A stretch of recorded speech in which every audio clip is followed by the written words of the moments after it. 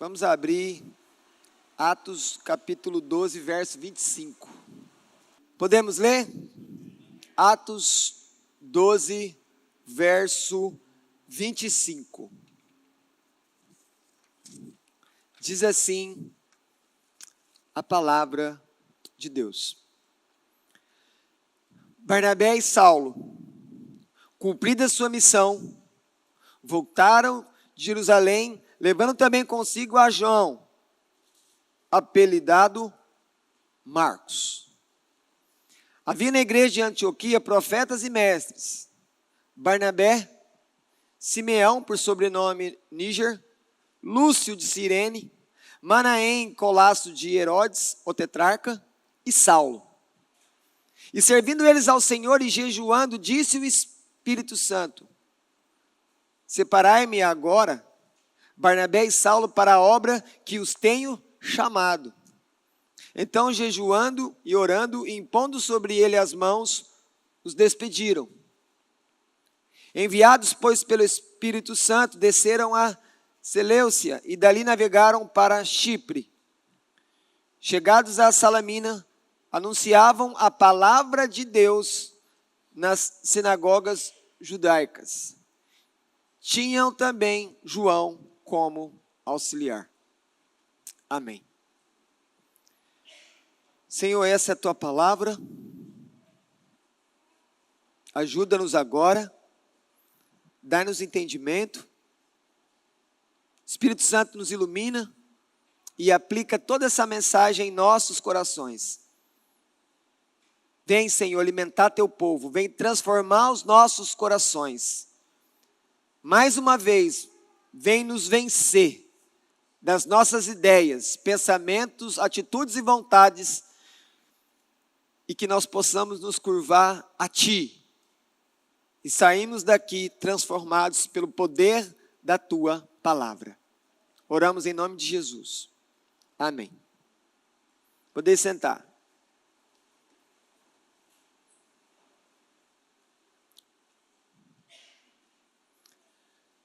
Qual a maior necessidade da igreja? Qual a maior necessidade da igreja? O que mais nós precisamos?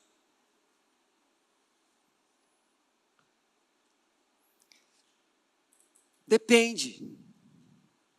Depende de quem está ouvindo a pergunta. Pode ser que não tenha uma resposta única, absoluta. Pode ser que cada um de vocês, quando escutou isso, qual é a maior necessidade da igreja, pensou em algo diferente. Mas será que tem algo que o texto diz que é a maior necessidade da igreja agora? Algumas pessoas, quando ouvem isso, qual a maior necessidade da igreja?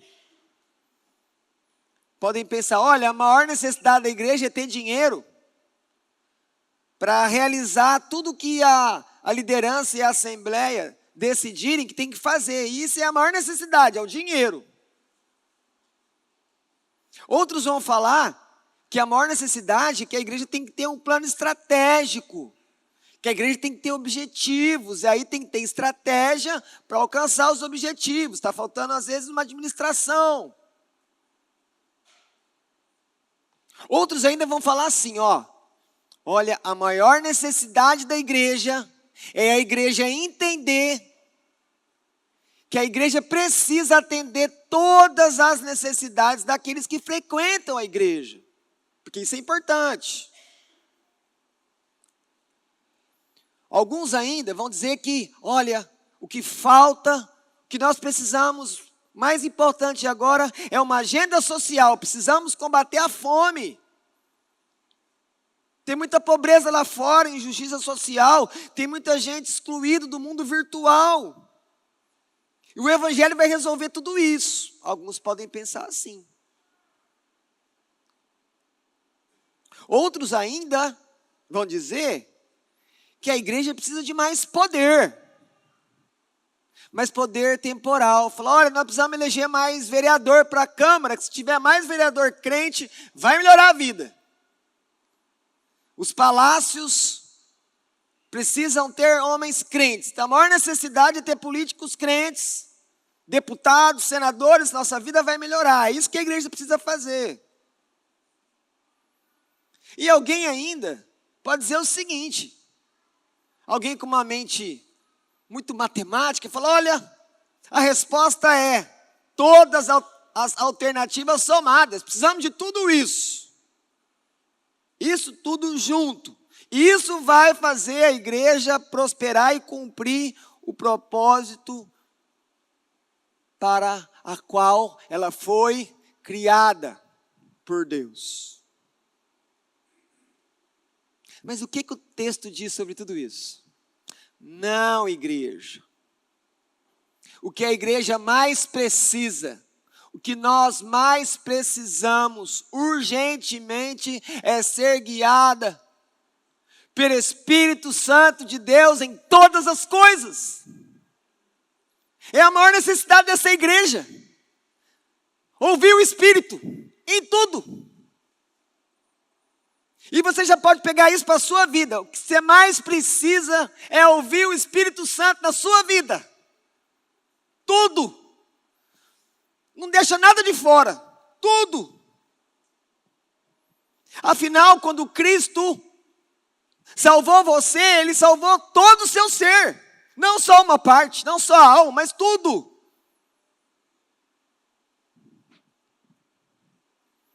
E aí, nós começamos a entender, mas por que nós não percebemos de maneira, semana após semana, de maneira rápida, que a maior necessidade da igreja é ser guiada pelo Espírito? Porque nós trazemos para a igreja aquilo que nós fazemos no trabalho, em casa, em todos os lugares, a nossa autonomia, a nossa independência em como viver, em como fazer as coisas, a nossa arrogância, e isso vem conosco para a igreja, a casa de Deus. E aí aqui dentro, nós tomamos decisões muitas vezes, sem direção do Espírito. Do Espírito de Deus. E ainda olhando para o texto, nós por outro lado também não fazemos, muitas vezes, nada pela salvação daqueles que ainda não ouviram nada, absolutamente nada sobre Jesus e o seu amor entregue na cruz. E nós continuamos não fazendo nada. Por quê? Porque não estamos ouvindo o Espírito, não estamos sendo guiados pelo Espírito. Então reina em nós a autonomia, a independência, a arrogância. A igreja de Antioquia, como você vê no verso 1 do capítulo 13, era uma igreja cheia de profetas e mestres. Estava localizada a igreja numa cidade grande, rica. Lembre-se do sermão aos 2 domingos. Era uma cidade que aproximadamente 2000 anos atrás tinha iluminação pública, noturna.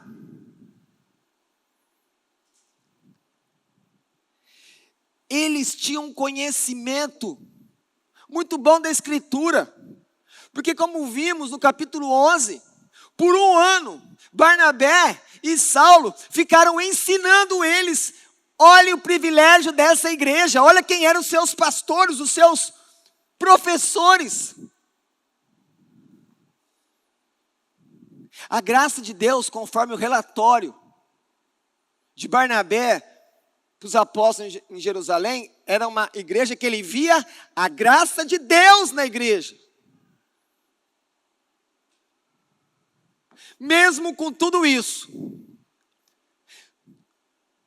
Lucas está nos dizendo aqui claramente, cheio da palavra, uma boa cidade, bons pastores, uma boa liderança, um bom conhecimento da Escritura. Foi o Espírito Santo que despertou eles para fazer missão, para evangelizar. Não foi uma reunião da liderança. Não foi a votação da Assembleia. Foi o Espírito Santo. O Espírito Santo tomou a frente, tomou a dianteira, mostrou a urgência. Ele desperta a igreja e diz para ela, fala, olha, vocês precisam continuar para cumprir aquilo que Cristo falou. Até os confins da terra.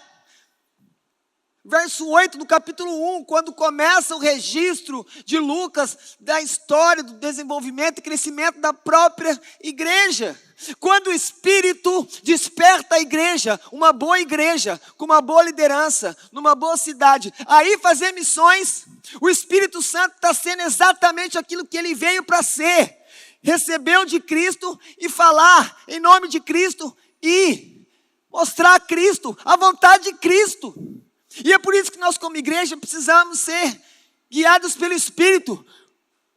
Porque o cabeça da igreja não é homem nenhum, é o próprio Cristo. E nós somos o corpo. Como que nós como igreja precisamos ser guiados pelo Espírito? Repito, quando o Espírito fala que eles têm que ser enviados, que eles têm que ir às nações, que eles têm que alcançar os gentios, agora, de uma maneira organizada, uma missão oficial de uma igreja, é porque o Espírito Santo está fazendo exatamente aquilo que Jesus falou. E que nós, como testemunhas, precisamos fazer. Nós, a igreja, devemos fazer missões para alcançar os perdidos. E missões aqui, eu quero ampliar um pouco o significado no texto, é ir para outros lugares, para outras nações, outras culturas, atravessar os oceanos. Mas também, de um certo sentido, nós devemos olhar que missão é aquele lugar, nessa cidade onde as pessoas não ouviram ainda o Evangelho, de verdade, anunciando a morte e ressurreição de Cristo, como a esperança de perdão de pecados e vida eterna. Então ali tem uma missão, então, para você fazer, você como igreja. E quando você olha para o Espírito Santo, o Espírito Santo é aquele que após Jesus ser batizado no Rio Jordão, leva ele para o deserto, para ser experimentado, e vai sofrer as tentações do diabo. E é o mesmo Espírito que revela a Pedro quem é Jesus. Tu és o Cristo. Foi o Espírito que revelou a Pedro, um discípulo. E que logo depois, quando Jesus fala que ele tem que morrer, ele fala, não, morrer não. Ele não entendia direito o que estava acontecendo. Então esse mesmo Espírito é agora que está levando essa igreja a fazer missões.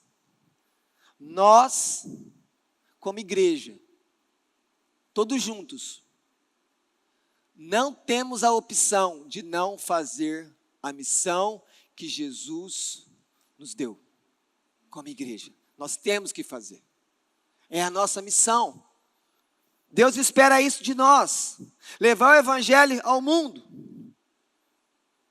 A igreja deve depender do Espírito Santo para testemunhar Cristo às nações. Testemunhar, pregar Cristo onde Ele não é conhecido. E então, olhando para esses versos, nós podemos olhar aqui 3 coisas que o Espírito está fazendo. E que Ele está fazendo conosco. Mas muitas vezes você não percebe. O Espírito, Ele prepara a igreja para missões. O Espírito também é aquele que dirige a obra missionária. Quem vai ser enviado? Como que vai ser custeado? Qual lugar que vai pregar?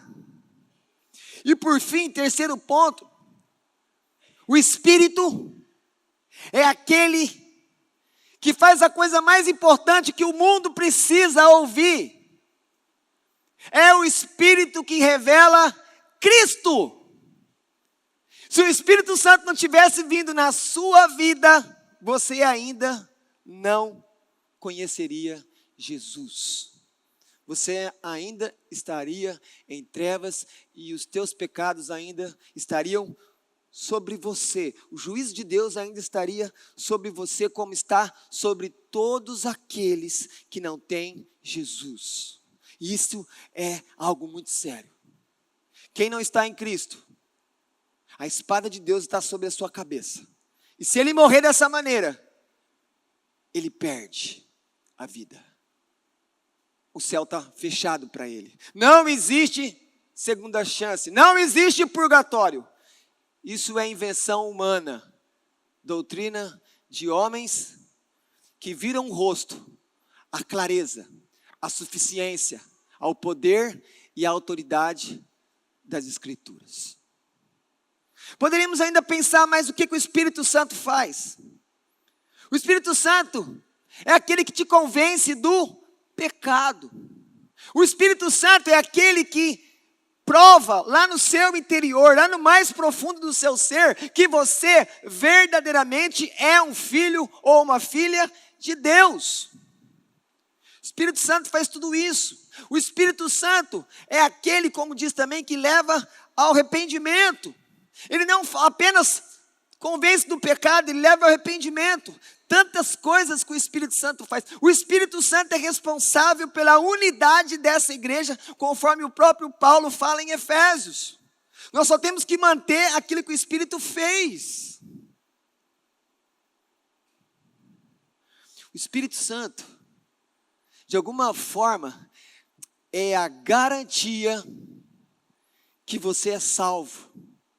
Porque quando o Espírito Santo está em alguém, o mundo celestial, os anjos, os demônios, olham para aquela pessoa onde está o Espírito e diz: pertence a Cristo, porque o Espírito de Cristo está ali.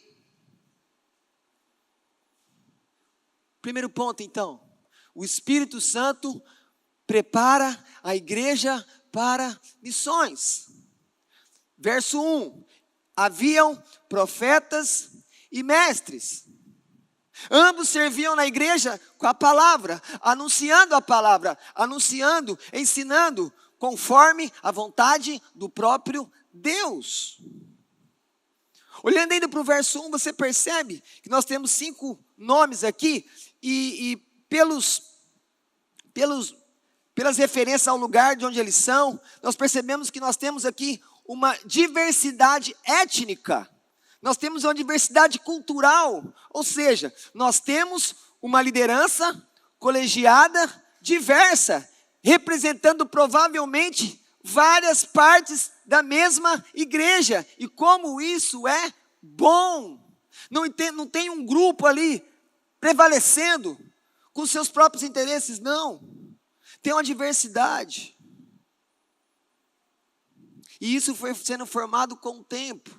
Cada um desses homens foram sendo preparados pelo Espírito com o tempo. Mas eu quero chamar a atenção de algo que é muito importante para a gente entender o preparo da igreja pelo Espírito para a gente fazer as missões, para a gente poder testemunhar de Jesus. A gente precisa buscar o Espírito ao ponto de sermos cheios do Espírito Santo. Porque quando você chega no verso 2, e você percebe que o Espírito Santo fala, provavelmente por meio de algum profeta que fala. E aí então, por meio do profeta daquela profecia, o Espírito fala, ele separa Barnabé e Saulo e diz que é para a obra que o tem chamado. Ou seja, era uma coisa que já estava planejada pelo próprio Deus. Mas eu chamo a atenção de vocês, quando você vai para o capítulo 11, verso 24, quando Barnabé está numa espécie de supervisor da igreja de Antioquia, a Bíblia afirma que ele era um homem cheio do Espírito Santo. Por outro lado, na própria conversão de Paulo, no capítulo 9, verso 17, quando Ananias chega para orar por ele, ele fala para que você fique cheio do Espírito Santo. E se você descer um pouco aqui no próprio capítulo 13, você vai chegar aqui no verso 9, quando diz que, todavia Saulo, também chamado Paulo, cheio do Espírito Santo. Então, como que Deus prepara os que ele vai usar para pregar, para ser enviado, para enfrentar oposição, perseguição? Ele enche dele mesmo, ele enche do poder de Deus. Mas ainda você pode estar pensando, mas calma aí, o que é ser cheio do Espírito Santo? É o teu dom de línguas? É o quê? É experimentar um poder sobrenatural? Paulo responde isso. Na carta aos Efésios, no capítulo 5, ele fala, enchei-vos do Espírito, não embriagar-vos, não seja cheio de álcool, que no final não serve para nada, a não ser para deixar você deprimido quando você acaba de beber, e tirar um pouquinho da sua saúde, e deixar um pouco de toxicidade no seu organismo. Mas, rapidamente poderíamos pensar, então, o que é uma pessoa cheia do Espírito Santo? Que é um preparo do Espírito para poder servi-lo? Pessoa cheia do Espírito Santo é submissa a Deus, é submissa às pessoas que Deus coloca sobre a vida daquela pessoa para cuidar. Uma pessoa cheia do Espírito Santo é obediente. Uma pessoa cheia do Espírito Santo é cheia de gratidão. Toda vez que você, toda vez que eu, que nós começarmos a murmurar, reclamar, vai no espelho e fala para você mesmo, eu preciso me encher do Espírito Santo, porque eu estou um reclamão, uma reclamona. Alguém cheio do Espírito Santo, ele está o coração agradecendo a Deus por todas as coisas. Ser cheio do Espírito Santo é ser cheio da palavra. Alguns têm uma utopia que não está no Evangelho, que pode ser cheio do Espírito Santo sem a palavra. Não tem como. Não tem como ser cheio do Espírito Santo se não for pela palavra. Eu preciso da palavra. Em último lugar, uma pessoa cheia do Espírito Santo é uma pessoa feliz. Feliz com Deus. Feliz com aquilo que Deus tem feito na vida dela. É uma pessoa contente. Se você também vive descontente, toda hora está infeliz, parece que você não é salvo, você precisa ser cheio do Espírito Santo. Você precisa voltar para a Escritura, você precisa voltar para a oração, você precisa se voltar para Deus. Olhando ainda um pouco, com mais detalhe para Barnabé e para Paulo, como é que o Espírito Santo preparou esses homens? Barnabé, que nós vimos pela primeira vez quando ele chega ali antes do episódio dramático da morte de Ananias e Safira, que morrem porque mentem pro Espírito Santo. Diz que ele é um levita de Chipre e que ele vende um terreno e pega o dinheiro e coloca aos pés dos apóstolos. E é ali que ele começa a ganhar a confiança dos líderes do colégio apostólico em Jerusalém. Tanto é que quando chega o capítulo 11, quando chega a notícia em Jerusalém, que está tendo muita conversão em Antioquia, o que está acontecendo? Quem que os apóstolos mandam? Barnabé. Ele vem numa espécie de supervisor para verificar, uma espécie de delegado apostólico, e ele faz o relatório que a graça de Deus está aqui. A mão do Senhor está com essa igreja. Esse é o relatório que ele faz. Então, nisso tudo ele está sendo preparado pelo Espírito.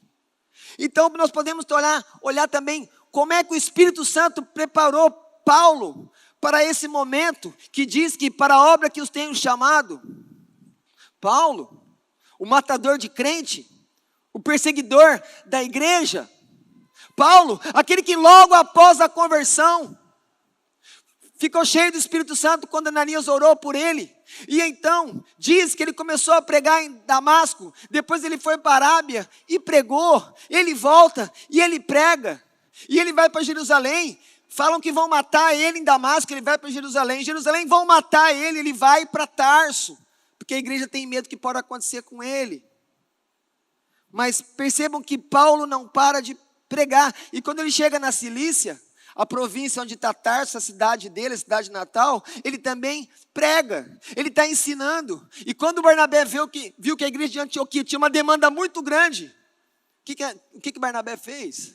Ele vai a Tarso, busca Paulo para ser o seu companheiro de ensino na igreja. Nós vimos isso no capítulo 11. Olha o Espírito Santo preparando. Olha a vida de Paulo, um homem que foi educado na cidade de Jerusalém, aos pés de Gamaliel, que nós também já vimos quando ele dá uma opinião numa reunião do Sinédrio, quando os apóstolos são presos, ele dá um parecer sábio, mas que os sinédrios não seguem. Mas percebam vocês que sempre o Espírito Santo estava preparando esses homens exatamente para esse momento. E aí, a gente esquece de olhar para a Escritura e de entender que Deus está fazendo a mesma coisa na sua vida. Deus está te preparando. Mas, ao mesmo tempo que Deus está te preparando, você está se dispondo? Como é que tem sido a sua correspondência ao chamado de Deus para te preparar? Quantas vezes você já falou assim: eu não sei pregar, eu não posso pregar? Quantas vezes você para nos seus obstáculos, nos óbices, que você mesmo às vezes coloca? Mas, por outro lado, o que você tem feito? Você tem orado ao Espírito, pedindo que Ele te prepare para que você possa servir? Será que esse tipo de oração feita no nome de Jesus não vai ter resposta? Então deixa eu dizer algo para vocês. Deus está preparando cada um de nós. Cada culto que você participa, cada vez que você lê a Escritura, cada experiência de sofrimento que você tem, cada vez que você tem que pedir o poder do alto para perdoar alguém, e tudo isso o Senhor está preparando o seu coração. E para aquilo que o Senhor tem colocado coisas no seu coração para fazer, você tem que ficar atento, porque o Senhor está caminhando, porque tudo aquilo que Ele planejou para você, Ele vai cumprir. Mas muitas vezes você não crê, ou você não olha isso, você se acostumou com essa vida que só olha para baixo, que só olha para a terra, e não olha nas coisas lá do alto. E aí, se você não olha as coisas do alto, como é que você vai pensar, o que o Espírito Santo está fazendo na minha vida para me preparar para servir, para testemunhar? Nem tem tempo para você pensar nessas coisas, porque estamos envolvidos muitas vezes com aquilo que Jesus falou na parábola do semeador. Os espinhos, sufoca, as coisas do mundo, a riqueza, isso acaba distraindo você, e você não foca em saber que Deus está trabalhando em você, Deus está colocando sementes em você. Em segundo lugar, o Espírito Santo dirige a igreja rumo às missões. Olha o verso 2, quando o Espírito Santo fala, ele usa uma palavra que separar, um verbo, mas ele está no modo imperativo. Isso aqui provavelmente aconteceu por meio de algum profeta que estava lá, e em algum dos cultos esse profeta traz essa palavra, falando exatamente isso, que o Espírito Santo estava separando Barnabé e Saulo para essa obra. Percebe aqui a direção do Espírito, ele está dando ordem. O Espírito Santo dá muitas ordens a você, só que nós nem nos apercebemos disso, porque muitas vezes eu não percebo, você não percebe que o Espírito Santo dá ordens para você? E você ainda pode dizer, mas eu não ouço o Espírito. Você não ouve o Espírito porque você não lê a sua Bíblia. Porque se você ler mais a Bíblia, você vai ouvir a voz do Espírito, você vai ouvir as ordens dele para a sua vida. Quando o Espírito Santo fala, separai, ele está dizendo, olha, igreja de Antioquia, liderança, todo mundo, membresia, Barnabé e Paulo podem entregar os cargos. Eles não vão continuar pastoreando aqui, não vão ser mais os professores. Eu tenho uma outra obra para ele. E aí, a gente olha aqui e acha, é um caso isolado. Está acontecendo só aqui. Então escute o que Paulo escreveu, o que Paulo falou à liderança, aos presbíteros da igreja de Éfeso, quando ele foi despedir deles, quando ele viu os líderes de Éfeso, uma igreja que ele ficou muito tempo pela última vez. Acompanhe comigo. Paulo falando para os presbíteros, para os pastores. Atendei por vós e por todo o rebanho sobre o qual o Espírito Santo vos constituiu bispos, presbíteros, pastores, para pastoreardes a igreja de Deus, a qual ele comprou com o seu sangue. Olha o que esse apóstolo, que é um pastor, está dizendo para os líderes da igreja de Éfeso. O Espírito Santo constituiu vocês, pastores, líderes, mas a igreja esqueceu disso. Pode ser que você esqueceu disso. Que quem levanta os líderes, os pastores, os presbíteros, os diáconos e toda a liderança é o Espírito Santo. Por isso nós precisamos nos voltar para o Espírito Santo, porque é Ele que deve dirigir essa igreja. Os líderes dessa igreja têm que perguntar para o Espírito Santo, na Escritura, em oração, juntos, buscando. Pense na importância de quando nós chamamos uma assembleia para eleger pastores. Qual o voto mais importante da assembleia? É o voto do Espírito Santo. Como costumo brincar quando algumas pessoas estão em campanhas políticas partidárias, e aí ela começa a fazer o cálculo, quantos votos ela precisa, fala assim, você precisa de um voto. Você precisa de um voto para ganhar a eleição. Você precisa do voto de Deus. Se você tiver o voto de Deus, você está eleito, porque Ele vai levantar todos os votos que você precisa. Agora pense na igreja, na casa de Deus. Quem que todos nós temos que ouvir quando vamos tomar uma decisão tão importante como essa? De colocar alguém para estar cuidando das ovelhas de Cristo. É o Espírito que nós precisamos ouvir. Mas será que o Espírito Santo, será que a nossa dependência do Espírito Santo, para a gente olhar para a liderança e tudo que acontece na igreja, isso envolve só pastor? Será que a liderança do Ministério de Mulheres não tem que ser uma liderança que o Espírito Santo tem que ser ouvido? Será que quem está à frente do departamento infantil, o Espírito Santo não tem que ser ouvido? Quem está à frente de todas as obras da igreja, nós precisamos ouvir o Espírito.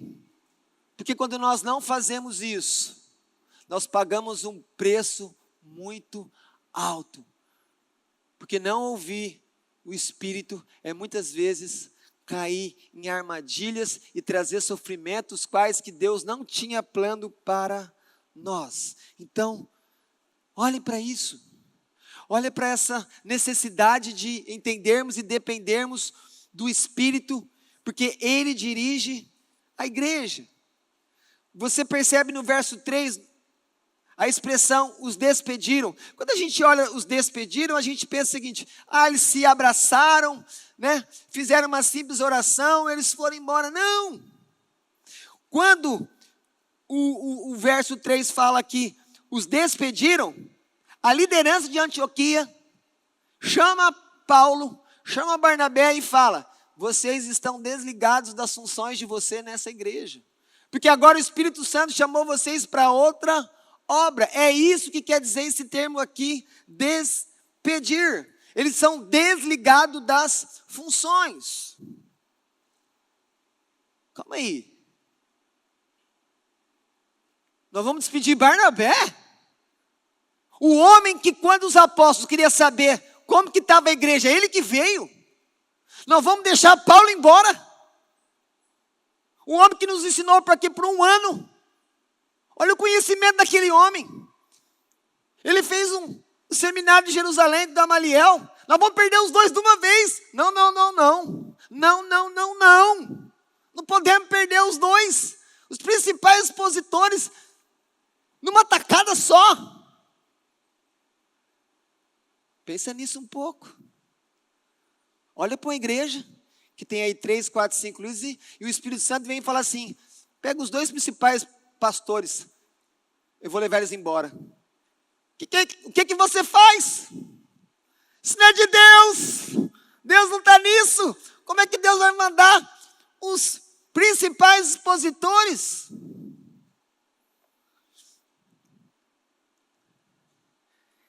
Quem que ia dizer? Para pensar. Que a assembleia, nessa igreja, que ia se reunir com a liderança e olhar para todo mundo e falar assim, não gente, o melhor é mandar Barnabé e Paulo. Jamais. Fala, não, pelo menos um deixa. Misericórdia, Deus, pelo menos um fica.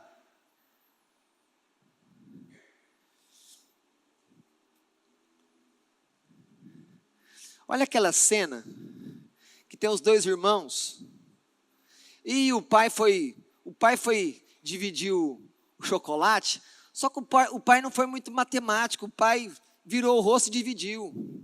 E tem um pedaço desse tamanho, tem outro pedaço desse tamanho. E aí coloca lá em cima e fala, e agora pega aqui.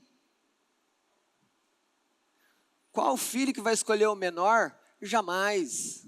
Desde pequeno, nós queremos o melhor, nós queremos o maior.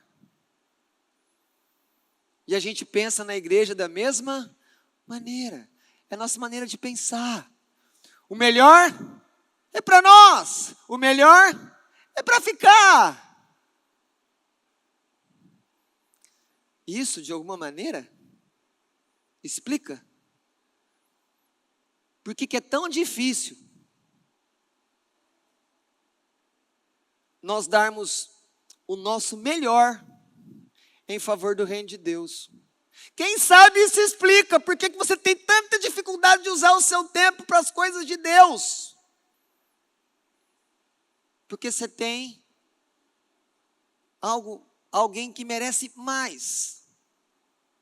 Mas o meu ponto é, onde está o Espírito Santo nisso? Onde está o Espírito Santo nas nossas escolhas? De todas as coisas, não só dentro da igreja.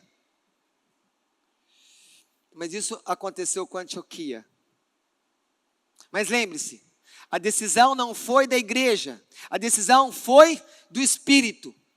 Mas, quando você olha o verso 3 e vê que eles despediram, que eles receberam os cargos de volta, o que eu estou vendo?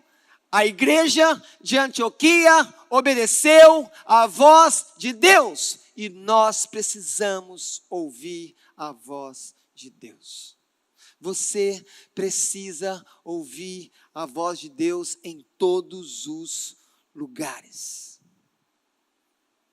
E dou mais uma prova que a igreja foi submissa.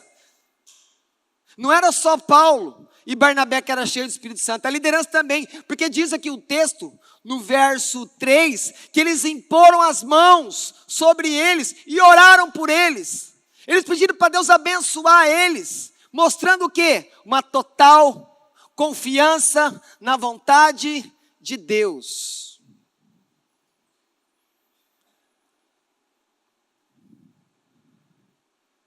Fica claro para você que a gente depende do Espírito Santo?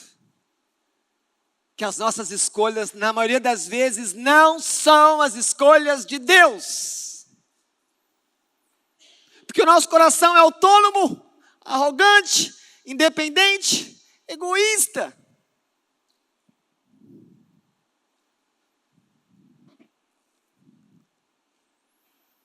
Um outro ponto que você olha para cá, você olha para o capítulo 9, você tem sendo anunciado para Paulo que ele vai ser enviado aos gentios. Aí você olha o capítulo 13, você fala, bom, do capítulo 9 ao capítulo 13, é muito curto, né? São 4 capítulos. Isso aqui foi rápido.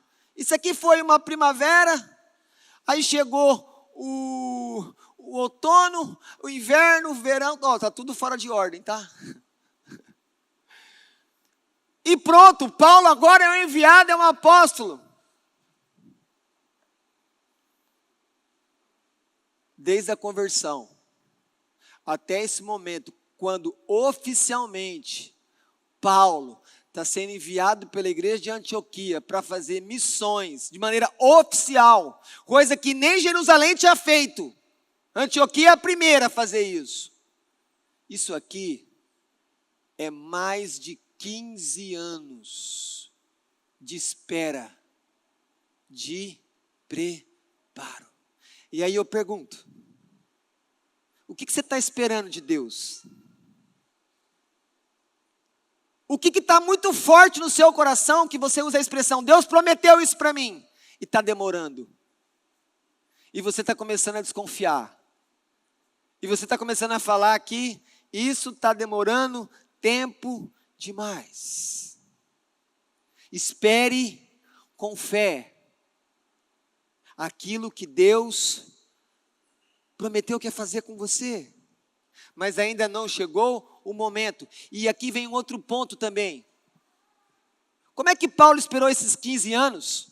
Ele voltou para Tarso e ficou numa vida de meditação e de descanso, poupando energia? Não, ele não parou de servir, ele não parou de estudar a Escritura, ele não parou de ensinar, ele continuou servindo. Então continue servindo até que o tempo se cumpra e aquilo que você tem no seu coração, que Deus colocou no seu coração, vá se cumprir. Mas se nós começarmos a olhar esse texto apenas como o Espírito prepara, o Espírito dirige e o Espírito revela, nós vamos esquecer algo muito importante que o texto diz. Escuta, e como que a igreja participa disso? A igreja só espera o Espírito agir? Nós somos a parte passiva? Não. A direção do Espírito não quer dizer que não vai ter uma vida diária da igreja, onde os cultos são importantes, as reuniões, as orações. A direção do Espírito não quer dizer a anulação da atividade humana diante de Deus. Olha para o texto. Olhem para o texto, a partir do verso 2 diz, e servindo eles ao Senhor, servindo aqui é adoração, eles continuaram cultuando a Deus. Depois diz que tinha jejum, aí vem a profecia, o Espírito fala, eles obedecem. Depois da palavra recebida, verso 3, de novo jejum. De novo jejum. E agora eles estão orando. E eles estão impondo as mãos. Olha a vida da igreja. Olha a vida ativa. A igreja está estudando a palavra, tinha as mestres. A igreja estava adorando nos cultos. Eles estavam servindo. O jejum tanto antes do Espírito falar como depois. E uma questão, para que jejuar aqui? Por que eles estão jejuando? Na lei de Moisés, eles tinham que jejuar uma vez por ano. Na lei de Moisés. E eles estão jejuando por quê? Você está buscando a Deus? Porque depois, o próximo termo aqui é, eles estavam orando. Ou seja, buscando a Deus, confiando a Deus. Então qual o papel do jejum aqui? Você quer buscar a Deus? Você quer ir mais profundo nessa busca com Deus? O jejum intensifica a sua busca de Deus. É isso que eles estavam fazendo aqui. Esse era o papel do jejum. Jejum não é para barganhar com Deus. Jejum é falar, Senhor, eu quero intensificar a minha busca com o Senhor. Eu quero te ouvir mais limpo, Senhor. O jejum faz isso por você. Então, a ação do Espírito não exclui o comprometimento de cada um dentro da igreja. Porque senão parece que ficamos passivos.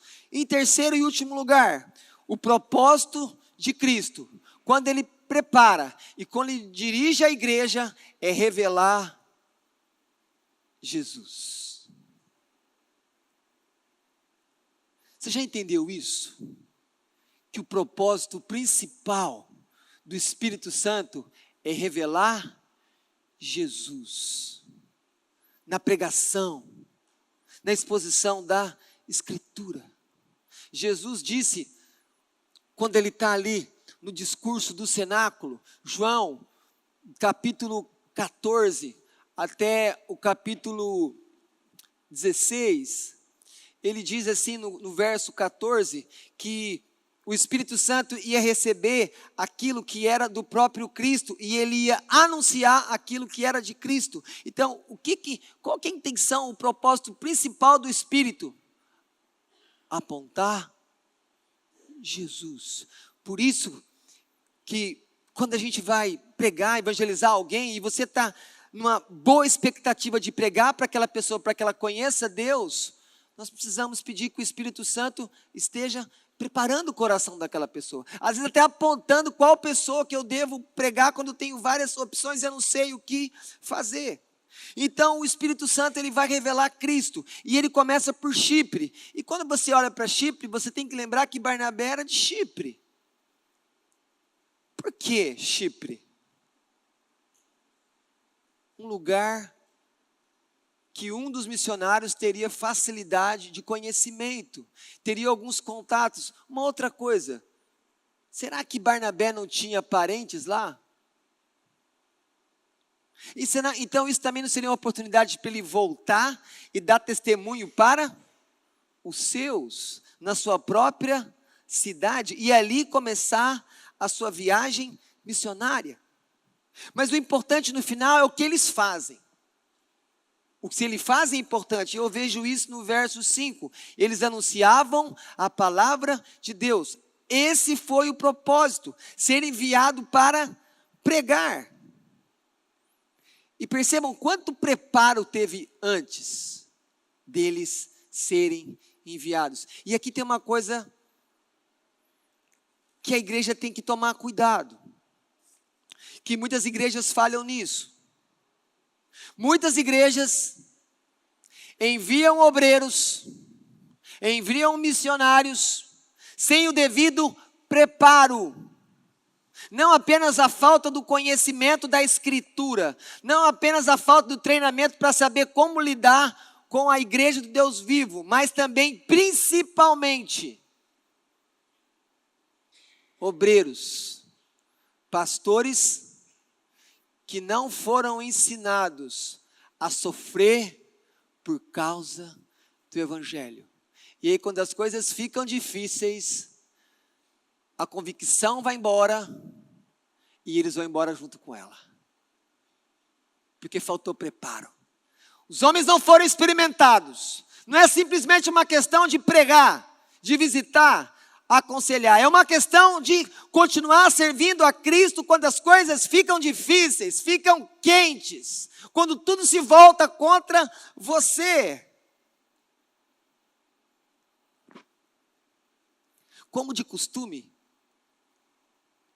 eles começam a pregação nas sinagogas, onde estavam os judeus. Eles tinham esse costume, primeiro nas sinagogas, depois eles pregavam também aos gentios. E quando nós chegamos ao verso 12, nós percebemos que todo aquele preparo, toda a direção, no final houve conversão. Diz aqui que aquele que escuta o procônsul, ele crê maravilhado com a doutrina do Senhor. E por que ele crê? Porque o Espírito Santo agiu sobre a vida dele. Mas Paulo escreve aos Tessalonicenses, e ele mais ou menos ele entrega, por que tantas pessoas se convertem na pregação de Paulo?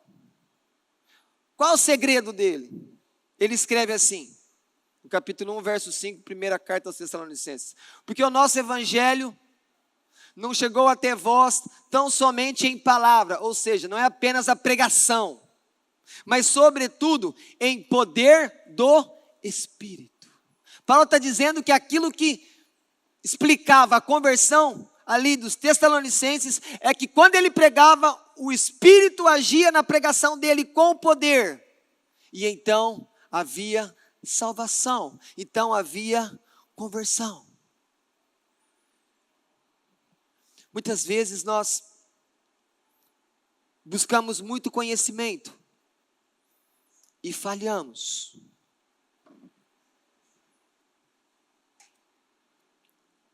Por não depender do mesmo Espírito que inspirou a Escritura, para que Ele venha na hora da pregação.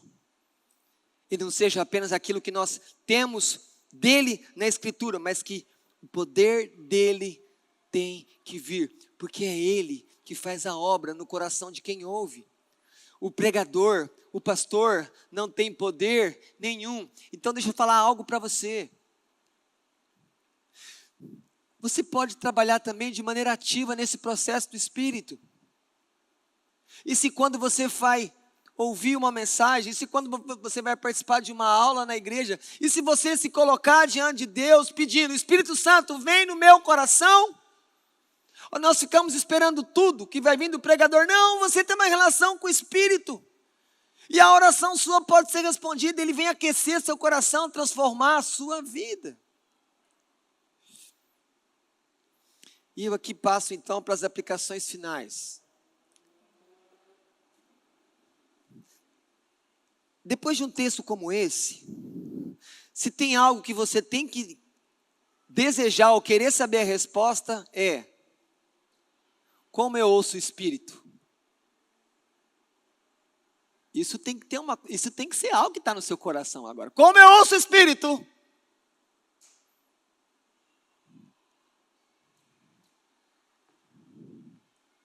Leia a Bíblia. Mas aí quando a gente fala ler a Bíblia, é muito simples. Nós queremos algum atalho. Nós queremos algum plano mirabolante.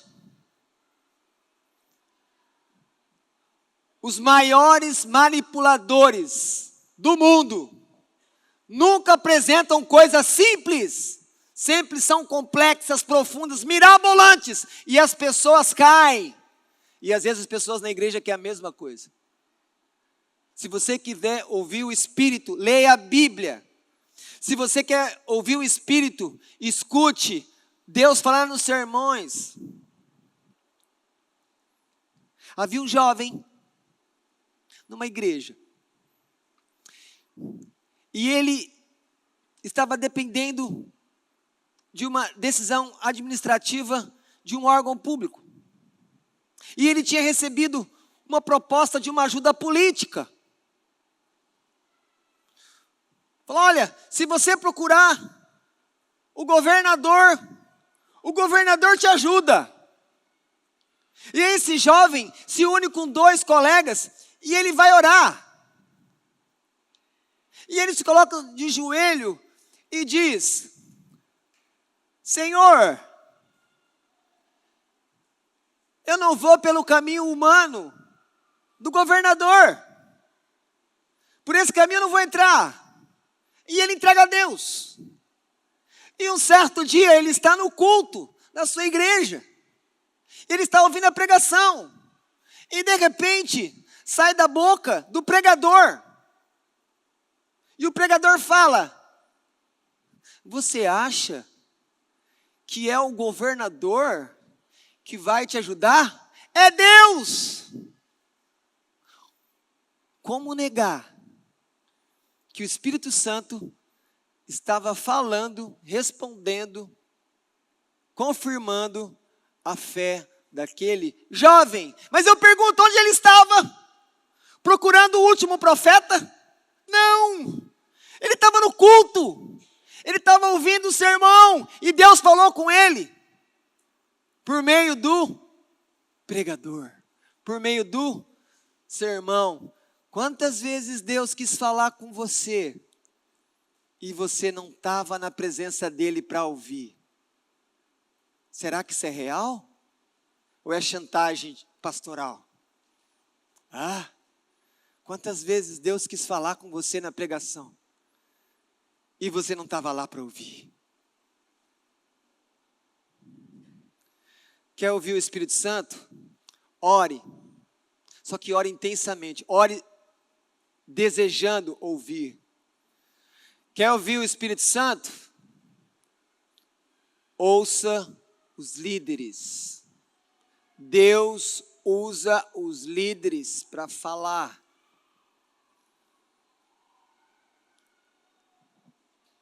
Nossa igreja deve obedecer a Cristo para fazer missões. Aqui eu quero citar um missionário que foi à Índia, chamado Henry Martin. Ele diz assim: o Espírito de Cristo é o Espírito das missões. Quanto mais perto de Cristo, mais intensamente você será um missionário. Quanto mais perto de Cristo, mais você vai ter um coração missionário. E veja, ter um coração missionário não quer dizer que você tem que ser como Barnabé e Paulo ser enviado. Não! Você pode ser aquele que ficou em Antioquia e orava por eles todos os dias. Você pode ser aquele que pegou uma parte daquilo que Deus te deu e mandou como oferta, como aroma suave para eles, para manter eles nas viagens. Tudo isso é uma obra missionária. Quando, por exemplo, existe um projeto para alcançar um país e precisa se pagar uma passagem e precisa se pagar um treinamento e você põe o seu dinheiro nisso, o seu coração está sendo um coração missionário. Nós como igreja precisamos investir em outras igrejas, financiar projetos missionários e nós precisamos enviar missionários para plantar igrejas. Mas quem irá? Aprendemos. Espírito Santo, quem tem que ir plantar aquela igreja? Será que é o pastor Neto? Será que é o pastor Vitor? Será que é o Felipe? Será que o Fábio está voltando para Nova Zelândia para plantar uma igreja? Está entendendo a mensagem, igreja? Nós precisamos ouvir o Espírito, porque o Espírito não erra. O Espírito mostra exatamente a vontade de Deus. Obedecer o Espírito é continuarmos apoiando a igreja em Birigui. Por fim, nós devemos depender do Espírito para testemunhar Cristo. Porque quando Cristo estava na terra, Ele enviou os seus discípulos para pregar. Assim como hoje o Espírito Santo envia eu e você, toda a igreja, para testemunhar de Cristo, o único que perdoa pecados e concede a vida eterna. Lembre-se, a igreja tem que aprender a depender do Espírito em todas as coisas. Mas você também mora numa casa. Você trabalha em algum lugar. Dependa do Espírito Santo em todas as coisas que Deus te colocou. E que você possa obedecer à voz de Deus.